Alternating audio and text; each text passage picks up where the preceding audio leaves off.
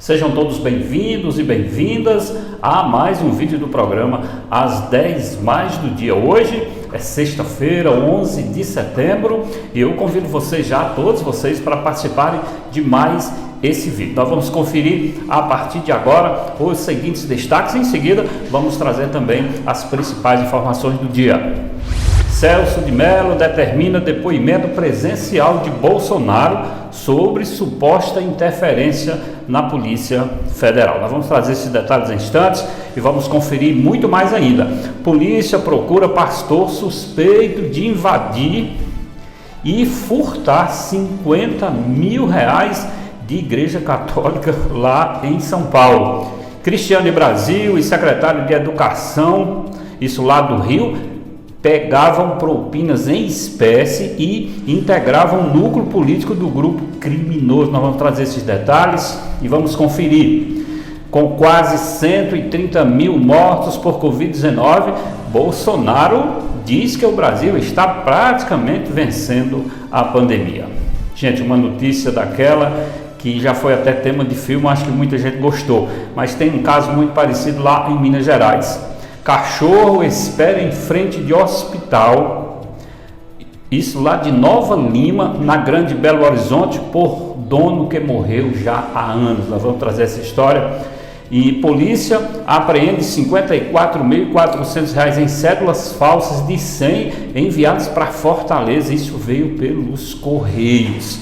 E ainda, polícia apreende material de informática em operação contra divulgação de pornografia infanto-juvenil. Padrasto é preso suspeito de estuprar a enteada de apenas 14 anos em Lavras da Mangabeira, aqui no interior do Ceará.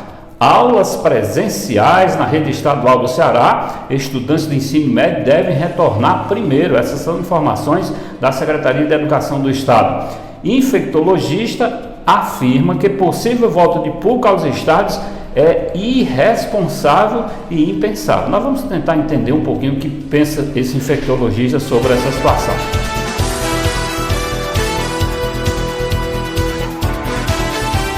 Eu sou Célio Teixeira e quero fazer para vocês um convite muito especial. Vão lá no canal do Célio Teixeira, se inscrevam, participem, clique no sininho lá para serem notificados aí novas informações que eu trago para vocês durante o dia. São gravações importantes na área jornalística, então quero contar mais uma vez com todos vocês.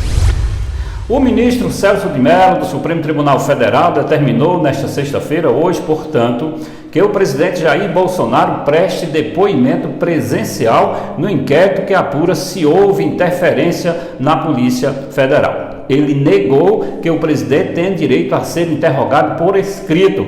Como é investigado, Bolsonaro pode se reservar o direito de permanecer em silêncio. A decisão do ministro não determina o local e a data do depoimento, que devem ser definidos pela Polícia Federal. O inquérito, aberto em maio, tem como base acusações do ex-ministro da Justiça, Sérgio Moro. Bolsonaro nega ingerência ou participação na Polícia Federal. A polícia, no entanto, pediu ao STF mais 30 dias para concluir a apuração do caso. A Polícia Civil procura um homem identificado pela família como pastor evangélico que invadiu e furtou 50 mil reais da paróquia Santa Terezinha do Menino Jesus, em Santo Amaro, na zona sul de São Paulo. O crime aconteceu na noite da última segunda-feira, dia 7, e foi registrado pelas câmeras de segurança da igreja. O suspeito segue foragido. Segundo o padre Marcos Miranda, o pastor foi identificado pela comunidade por familiares que viram as imagens gravadas do assalto. O nome dele não foi divulgado para preservar os filhos e a família. Veio a mãe, veio a família toda e o identificou.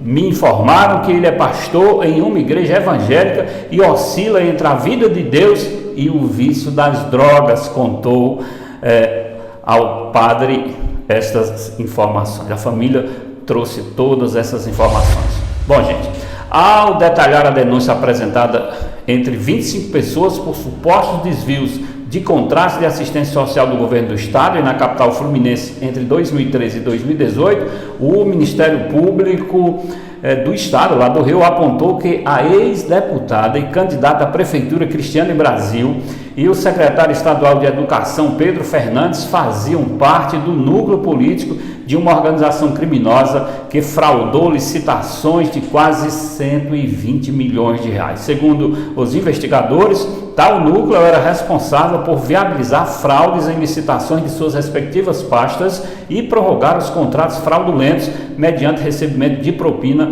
que variava de 5% a 25% do valor pago aí pelo contrato. Aliás, no Rio de Janeiro, eu tenho dito aqui nas últimas semanas, quando posto os meus vídeos, que o Rio de Janeiro é uma verdadeira escola de como roubar, uma verdadeira escola de como praticar a corrupção. Claro, eu estou me referindo às pessoas que assumem cargos importantes no comando lá do Rio de Janeiro, seja no Executivo, seja no Legislativo. É uma situação realmente crítica lá no Rio de Janeiro, não é bom exemplo para ninguém.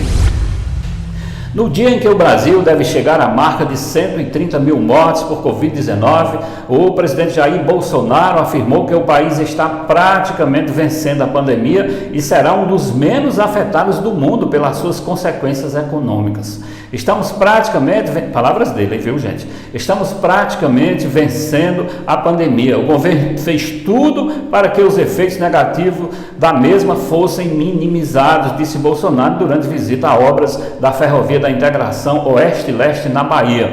Bolsonaro citou medidas como o auxílio emergencial, que foi prorrogado até o final do ano, mas com valor menor de R$300, e também repasse de recursos para estados e municípios. Já começa a aparecer na mídia lá de fora, que na mídia aqui de dentro é difícil aparecer boa notícia, que o Brasil é um dos países que menos sofreu com a pandemia, dadas as medidas tomadas pelo governo federal, discursou. Mas esse discurso não pode ser verdadeiro, porque o Bolsonaro, que sempre disse, ou pelo menos negou ou fez exatamente o contrário do que diz a Organização Mundial de Saúde com relação a essa doença, com 130 mil mortes, não significou quase nada. Um país que fez muito bem, eu não consigo compreender isso não. E também essa questão do auxílio aí, ele foi muito mais pressão do Congresso Nacional do que a vontade do presidente Jair Bolsonaro, que ele queria, lembrem, ele queria repassar R$200 aí no começo da pandemia.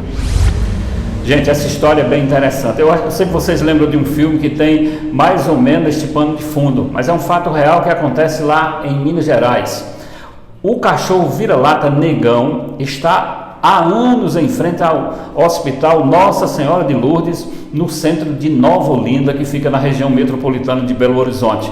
Isso à espera do dono, que se internou ali, mas acabou morrendo. Pessoas contam que ele chegou acompanhado do dono, que estava doente. Durante o tratamento, o fiel escudeiro não saiu do local. A história lembra a daquele filme lá, Sempre ao Seu Lado. Quem não lembra desse filme, que emocionou muita gente, em que Akita passa a vida na esperança de que o dono falecido, interpretado por Richard Gere, reaparece em uma estação de trem. Talvez seja esse o intuito do Negão também. Enquanto espera, continua. O hospital faz campanha por ajuda. Estão pedindo ajuda aí para resolver um problema que o cão tem no fígado. Aquele filme lá, estrelado pelo Richard Gere, eu acho que quem lembra, acho que ele era até professor, se não me engano, que foi uma repercussão muito legal, um filme que emocionou muita gente. Só que esse caso aqui é um caso real que acontece lá na região metropolitana de Belo Horizonte. Aquele filme também foi baseado em um caso real. A Polícia Federal apreendeu 544 cédulas falsas de R$100, ao todo R$54.400, que haviam sido enviadas para Fortaleza via postal pelos Correios, gente. A ação aconteceu nesta quinta-feira, ontem, portanto, após os agentes receberem a informação sobre uma encomenda que se encontrava nos Correios e não foi reclamada pelo destinatário.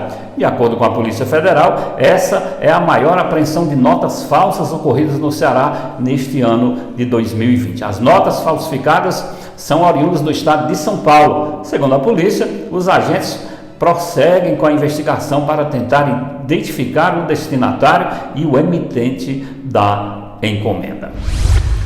Ainda sobre Polícia Federal, só que em outro caso, a Polícia Federal aqui no Ceará apreendeu diversos materiais de informática durante o cumprimento de um mandado de busca e apreensão em Fortaleza na manhã desta sexta-feira, hoje, portanto.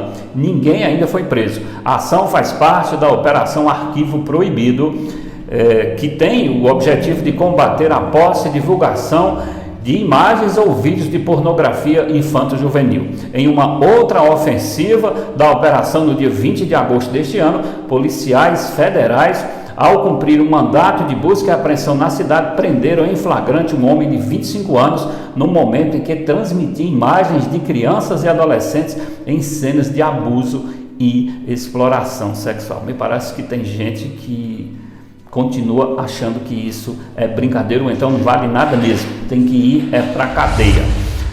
A Polícia Civil prendeu nesta quinta-feira um homem suspeito de estupro de vulnerável contra a enteada de 14 anos no município de Lavras da Mangabeira, aqui no Ceará. De acordo com a polícia, após a violência sexual, a vítima pediu ajuda na casa de parentes que acionaram o policiamento. O homem foi capturado na residência onde mora, no bairro Vila Bancária.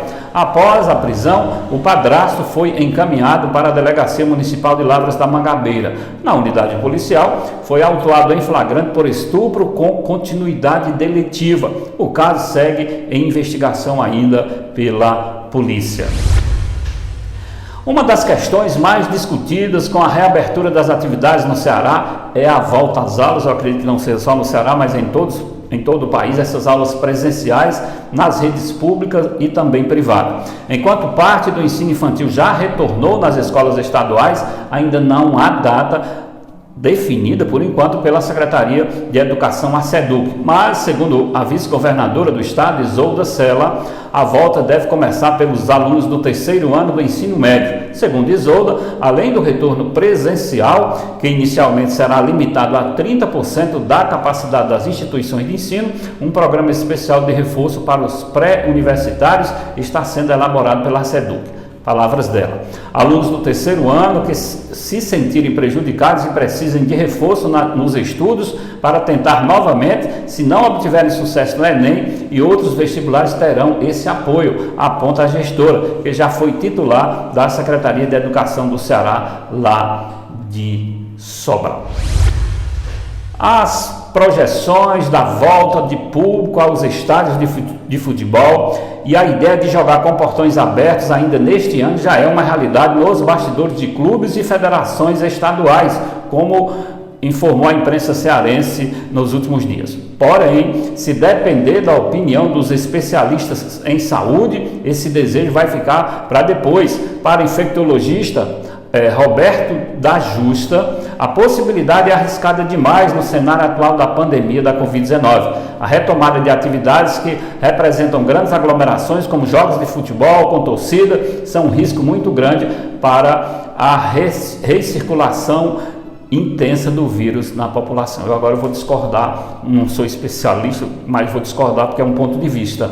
Eu tenho acompanhado praias lotadas, seja no Rio de Janeiro, no interior de São Paulo, seja aqui em Fortaleza, praias lotadas que não cabem, não tem espaço para nada, e as pessoas não usam máscara, não tem absolutamente nada, e isso está podendo.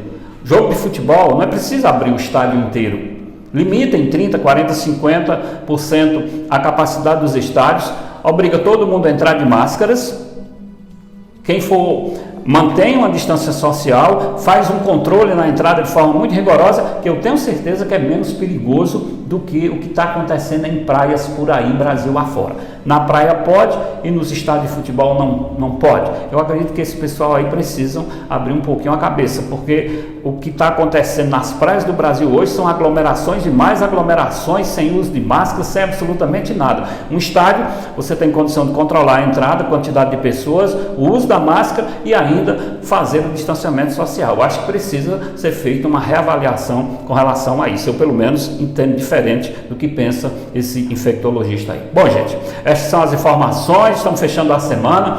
Agradecer demais a vocês pela participação, agradecer aos amigos e amigas que têm ido lá no meu canal, tem feito a inscrição lá, agradeço demais. Peço que convidem os amigos também para fazer a inscrição, para manter esse canal de informação ativo durante todos os dias da semana. Obrigado demais, conto com todos vocês.